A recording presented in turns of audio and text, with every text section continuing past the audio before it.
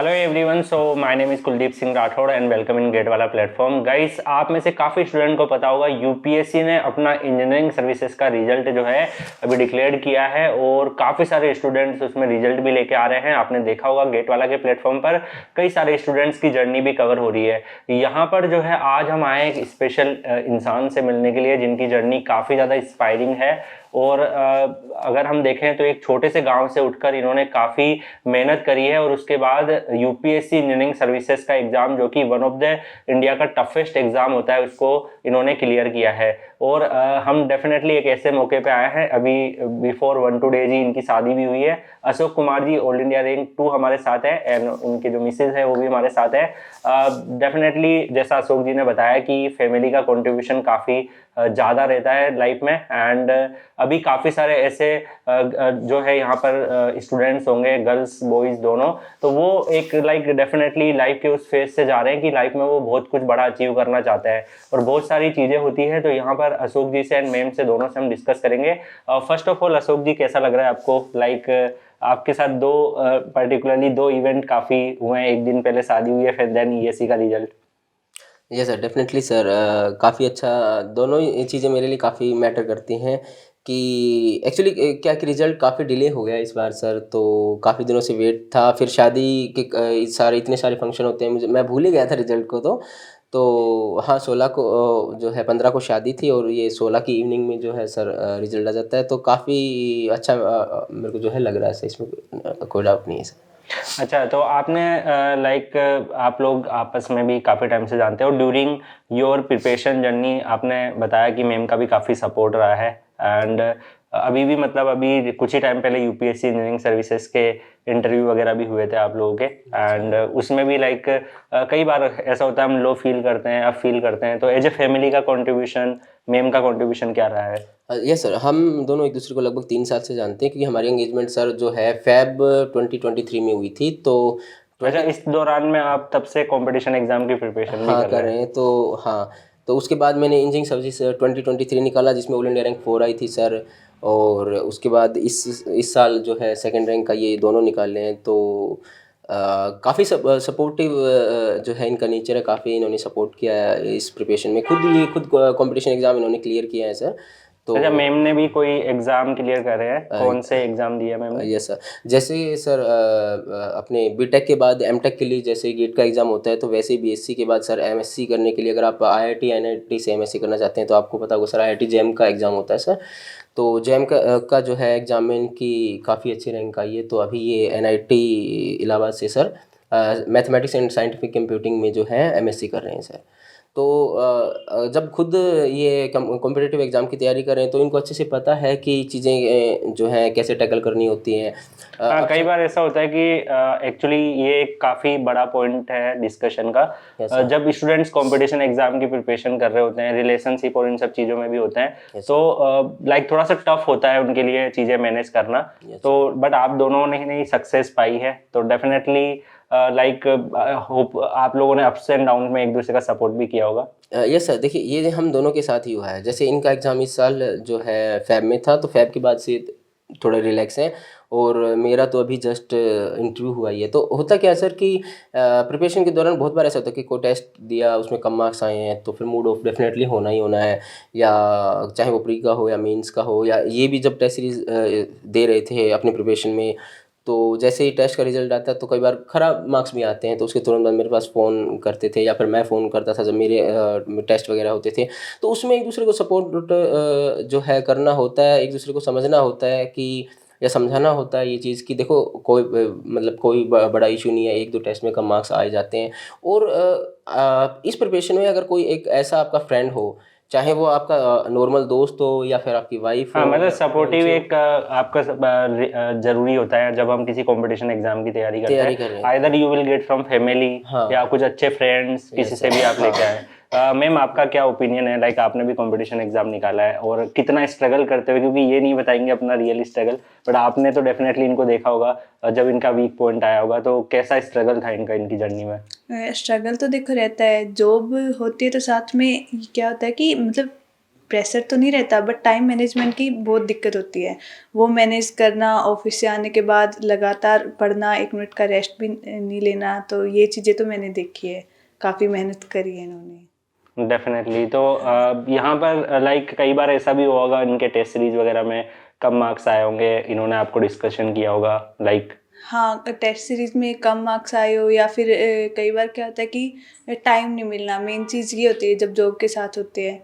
तो time management वाली main issue तो यही था कि आज पढ़ाई, कई बार तो ये होता था कि 2 दिन हो गए और इतनी अच्छे से पढ़ाई नहीं हो रही, पर बाद में उसको कंटिन्यू करना, ये सबसे इम्पोर्टेंट होता है कि मतलब लो जाते जाते एकदम से अप आना। डेफिनेटली। एंड सबसे बड़ी बात है कि आप जस्ट अभी मैरिड हुए हैं और उसके सेकंड डे ही आपने इतना बड़ा रिजल्ट आया, तो आपका क्या एक्सप्रेशन था, मतलब आपकी फैमिली का, और आपने भी ऑब्जर्व किया होगा। हाँ, मतलब सब लोग बहुत खुश थे कि ठीक है, 2 खुशियाँ एक साथ घर में आई है। वैसे तो इन्होंने तो घोषित कर दिया कि लक फैक्टर काम कर गया, तैयारी तो 3 साल से कर रहा था। हाँ, ये मेरे साथ भी हुआ है कि अभी जाके मतलब कोई कंपटीशन एग्जाम, पहले मैंने जेई के लिए जैसे प्रिपेयर करा था, आईआईटी एनआईटी सपना था। जेई के टाइम पे तो अलग पांडे सर वगैरह भी उस टाइम, फिजिक्स वाला काफी प्लेटफॉर्म।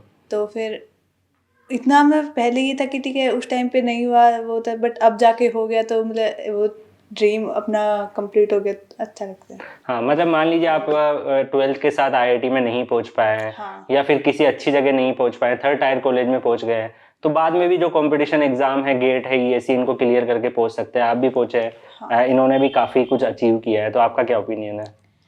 उस टाइम पे जब नहीं होता, ये फील होता है कि हम कुछ नहीं कर पा रहे हैं, फिर इस कॉलेज से क्या होगा, बट लाइफ हमें हमेशा एक मौका देती है। उस टाइम पे भी अगर हम अच्छे से स्ट्रगल कर ले, और हम अच्छे लेवल पे पहुंच जाते हैं। डेफिनेटली। हाँ। अशोक जी, मैं आपसे जानना चाहूँगा लाइक जब आप प्रिपरेशन फेस में थे, तो कई बार ऐसा हुआ होगा कि आपने सोचा होगा कि यार अब मतलब ये रैंक है, ठीक है, अब छोड़ देते हैं, गिव अप कर देते हैं, या कई बार ऐसा जो चीज़ आपने सोची वो नहीं हो पा रही है, तो उन सब सिचुएशन से आपने कैसे डील किया। हाँ सर, डेफ़िनेटली। देखिए ख़ासकर जब इनिशियल फ़ेज़ होता है, जब जैसे मैंने बताया कि जो फाइनल ईयर में जब हम एग्ज़ाम देने लगते हैं, कि बहुत सारे पीएसयूज़ के एग्ज़ाम फाइनल ईयर में आप एलिजिबल हो जाते हो, इवन गेट और इंजीनियरिंग सर्विसेज का भी। तो फाइनल ईयर में मैंने जितने भी एग्ज़ाम दिए, मेरे को याद है हार्डली 7 to 10 मैंने एग्ज़ाम दे दिए थे, और एक भी ऐसा एग्ज़ाम नहीं था जो मैं जिनका जो है कट ऑफ क्लियर कर पाया, बिल्कुल क्लोज जाके रह गया। तो फिर उसके बाद एक बार तो फीलिंग आती है कि क्या मैं इन सब एग्ज़ाम के लिए बना भी हूँ या नहीं हूँ, कि मेरा लेवल इतना है भी क्या कि मैं कभी जो है इन एग्ज़ाम्स को क्लियर कर पाऊँगा। बट ये चीज़ें थोड़ी टाइम के लिए ही रहती हैं, क्योंकि आपको पता है कि आपके पास दूसरा कोई ऑप्शन है नहीं। अगर ये नहीं तो फिर मैं करूँ क्या? कोई और दूसरा ऑप्शन है नहीं। ऐसा तो है नहीं कि फैमिली बिज़नेस है, चलो वो कर लेते हैं, या पापा के पास हाँ, बहुत सारी मतलब कुल मिला के जो भी स्टूडेंट्स है वो एक्सक्यूजेस बहुत बनाते हैं कि ये रीज़न था, इस वजह से नहीं हुआ, या फिर अपने फेलियर का ब्लेम किसी और पे डाल देंगे। ये सारी चीज़ें होती है कि मेरे पास ये रिसोर्स नहीं थे, उसके पास ये एडवांटेज है। बट अगर कोई सक्सेसफुल इंसान होता है तो आई डोंट थिंक सो कि वो ऐसा सोचता है, वो बस अपने ऊपर फोकस करता है। जी सर, वो ना वो मैंने कहीं पे लाइन सुनी थी कि जिसको अगर मतलब काम नहीं करना होता है, उसके पास हज़ार रीज़न होते हैं वो काम ना करने के, और जिसको कुछ अचीव करना होता है ना, उसके पास हज़ार रीज़न होंगे वो ना कर पाने के, बट एक रीज़न होगा कि उसको वो करना ही करना है। तो वो एक रीज़न ही सफिशिएंट रहता है उसको, वो जो है वो भी टारगेट अचीव करने के लिए। तो एक्सक्यूज़ेज़ तक हम कितने भी रख लें, बट अगर आपके टारगेट कुछ है, तो आप अगर अच्छे से हार्ड वर्क करते हो अच्छा, डेफिनेटली। मैम ने आपके टाइम मैनेजमेंट स्किल्स के ऊपर बात करी, तो आप जॉब भी करते थे, आप इंगेज भी थे, इसके अलावा फैमिली को भी मैंने आपके पिताश्री से बात करी कि आप बहुत ज़्यादा रिस्पॉन्सिबिलिटी निभाते हैं, मतलब वो तो यही बोल रहे थे कि मैं तो अब टेंशन फ्री होके बैठा रहता हूँ एंड सब वो देख लेता है। तो आपने बहुत सारी लाइक टाइम मैनेजमेंट स्किल्स करी होगी। एज ए स्टूडेंट आप अपने टाइम को कैसे मैनेज करते थे, और जो अभी लाइक स्टूडेंट्स प्रिपरेशन कर रहे हैं वो सबको क्या आप बोलना चाहेंगे। देखिए प्रिपरेशन में 2 टाइप के स्टूडेंट होते हैं सर। एक तो वो हैं जो किसी जॉब में हैं, और एक वो हैं जो मतलब करंटली वर्किंग नहीं है, बट उनको उनको 100% अपना। And third one is like college going student. हाँ, कॉलेज गोइंग स्टूडेंट। अब तीनों का जो है प्रिपरेशन का शेड्यूल जो है अलग रहता है सर। और जो जो जॉब में वर्किंग है उनका डेफिनेटली जो है 9 to 6 तो वो पढ़ ही नहीं सकते। तो उनको इस तरीके से मैनेज करना चाहिए कि जैसे मैंने जो किया है इस बार के अटेम्प्ट में, कि मैं मॉर्निंग में 4 o'clock जो है मेरी पढ़ाई स्टार्ट हो जाती थी सर।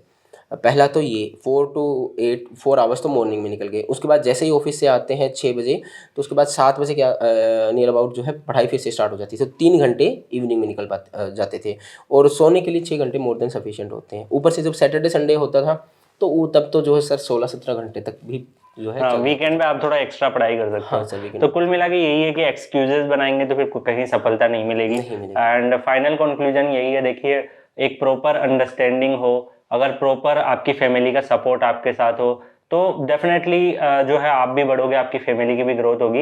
यहाँ पे अशोक जी की जर्नी ऐसी है, देखो, कई लोग ऐसे सोचते हैं कि लाइक किसी भी रीजन से हमें प्रिपरेशन नहीं कर पा रहा हूँ या फिर मेरी प्रिपरेशन हार्म हो रही है। तो देखिए, आपस में इन्होंने भी बहुत कोऑर्डिनेशन किया, इनकी फैमिली ने काफ़ी सपोर्ट किया, इन्होंने कोई एक्सक्यूजेज नहीं बनाया कि टाइम मेरे पास कम है, मैं जॉब जाता हूँ, मैं ऑलरेडी कमा रहा हूँ, तो मैं क्यों बड़ा एग्जाम के बारे में सोचूं। तो बहुत सारे थॉट्स आ सकते हैं, बट इन्होंने सारे थॉट्स से फाइट किया।